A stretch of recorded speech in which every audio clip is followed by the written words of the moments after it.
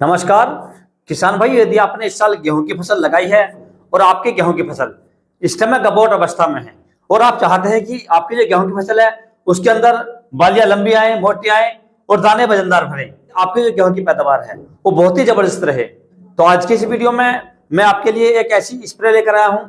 यदि आप अपनी गेहूं की फसल में गबोट अवस्था में या बालियां निकलने से लगभग 4 से 5 दिन पहले इस स्प्रे को कर लेते हैं तो मैं आपको गारंटी देता हूं कि आपकी जो गेहूं की फसल है उसके अंदर बालियां लंबी आएंगी, मोटी आएंगी, जिससे आगे जाकर उसके अंदर जो दानों का भराव है वो अच्छा होगा। और जब दानों का भराव अच्छा होगा तो हमारी जो गेहूं की पैदावार है वो ऑटोमेटिक ही बढ़ जाएगी। और साथ में किसान भाइयों, आपकी जो गेहूं की फसल है उसके अंदर किसी प्रकार की बीमारी या रोग नहीं आएगा, फसल एकदम स्वस्थ रहेगी और जबरदस्त रहेगी, जिससे आगे जाकर आपकी जो गेहूं की फसल है आपको बहुत ही दमदार और रिकॉर्ड उत्पादन देकर जाएगी किसान भाइयों। और इसी के साथ किसान भैया, आपकी फसल में जो चेपे की बीमारी आती है या सुंडी वगैरह इस प्रकार की बीमारियां लग जाती हैं, ये भी नहीं आएंगी। तो वीडियो को इसकी बिल्कुल ना करें, वीडियो को पूरा देखें ताकि इस वीडियो के अंदर जो मैं आपको जानकारी दूं वो आपको अच्छे से मिल सके। तो आज की इस वीडियो का जो टॉपिक है वो बहुत ही महत्वपूर्ण है कि गेहूं की फसल में बालियां लंबी व वजनदार कैसे करें। बालियां तो सभी खेतों में निकलती हैं, लेकिन उनके अंदर यदि दानों का भराव पूरा होता है, अच्छे से होता है, बालियां में दाना मोटा होता है और बालियां लंबी होती हैं और दाने घने होते हैं, तो जो आपकी गेहूं है उसकी पैदावार ऑटोमेटिकली बढ़ जाती है।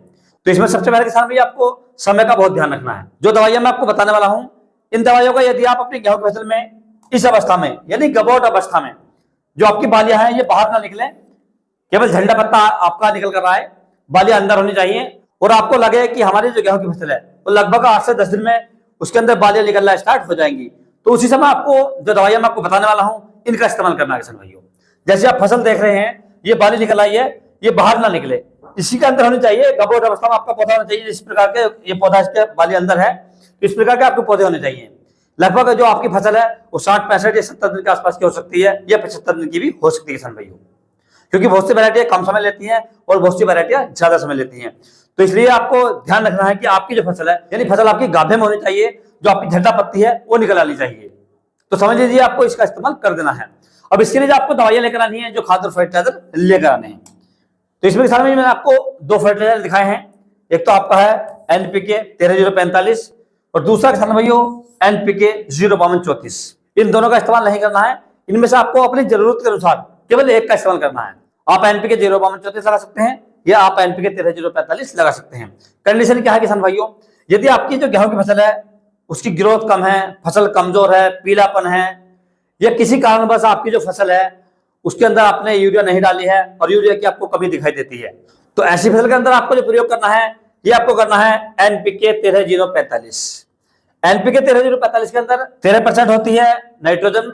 यदि आपकी फसल के अंदर नाइट्रोजन की कमी है या ग्रोथ कम है तो नाइट्रोजन ग्रोथ को बढ़ा देगी, फसल का पीलापन दूर कर देगी। और इसके अंदर जो फास्फोरस होती है वो 0 होती है और 45% इसके अंदर होती है पोटास, जो हमारे पौधे की जो लाइफ है उसे लंबी करती है।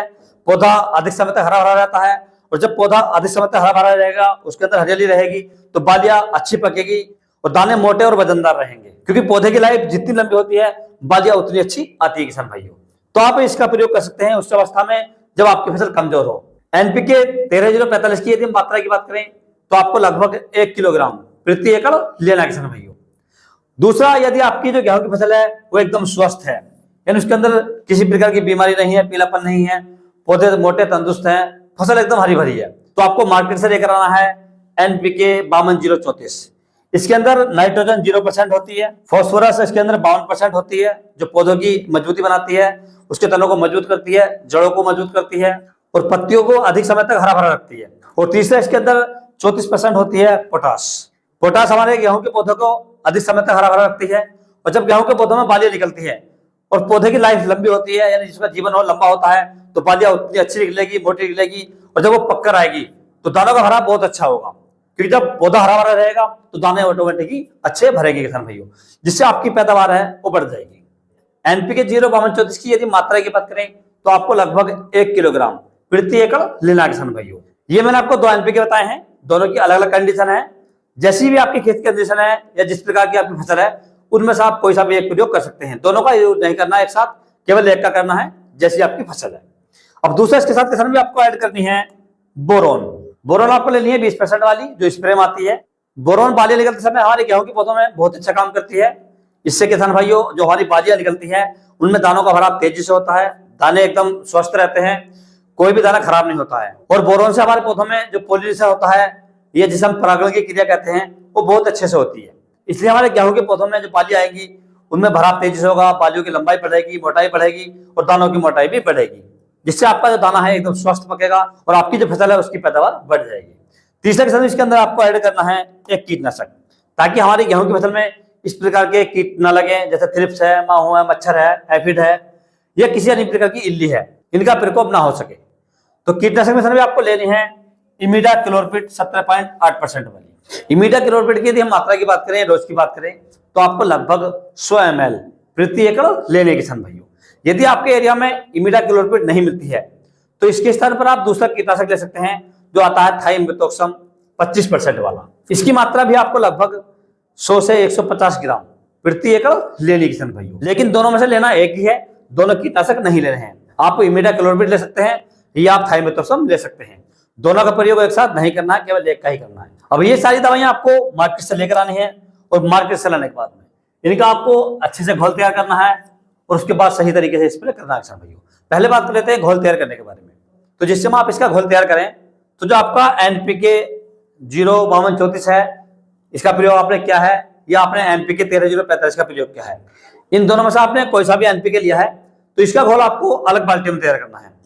और जो आपकी बोरोन है और दूसरा जो आपकी कीटनाशक है, इनका आपको दूसरी बाल्टी में करना है। क्योंकि यदि आप इनका एक जगह घोल बनाते हैं तो जो NPK 5234 होता है, जब हम इसका घोल बनाते हैं तो ये बहुत ठंडा हो जाता है, और जब ये ठंडा हो जाता है इसके अंदर हम जब कीटनाशक का प्रयोग करेंगे तो जो हमारी कीटनाशक है उसमें छिछले बन जाएंगे या हमारी दवाई फट जाएगी और आपकी जो फसल है उसमें भरपूर रिजल्ट नहीं मिलेगा। इसलिए आप ध्यान रखें, यदि आपकी 1 एकड़ फसल है और उसके अंदर आपको लगभग 8 पंप पानी लगाना है तो आपको 2 बाल्टियां लेनी है। पहली बाल्टी में आपको जो आपका NPK 05234 है इसका घोल तैयार करना है 8 लीटर पानी में, और दूसरी बाल्टी आपको लेनी है, दूसरी बाल्टी में आपको जो आपकी बोरोन है और कीटनाशक है इन दोनों का घोल तैयार करना है। इसे भी आपको 8 लीटर पानी में तैयार करना है।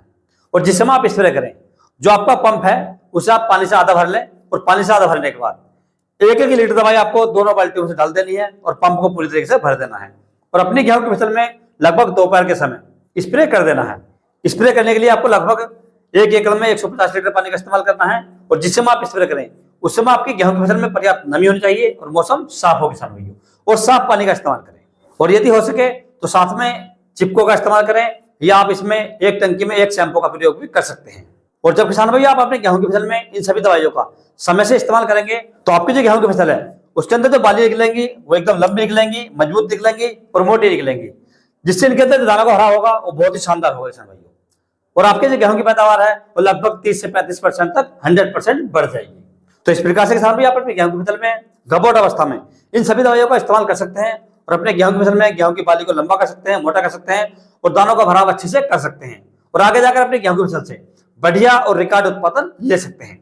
और यदि किसान भाई आपको किसी अन्य फसल के बारे में कोई जानकारी चाहिए तो आप मुझे कमेंट कर सकते हैं। और यदि मेरे द्वारा दी जानकारी आपको अच्छी लगी, वीडियो पसंद आया हो तो वीडियो को लाइक करें, शेयर करें और चैनल को जरूर सब्सक्राइब करें। तो मिलते हैं अगले वीडियो में, तब तक के लिए जय हिंद, जय जवान, जय किसान।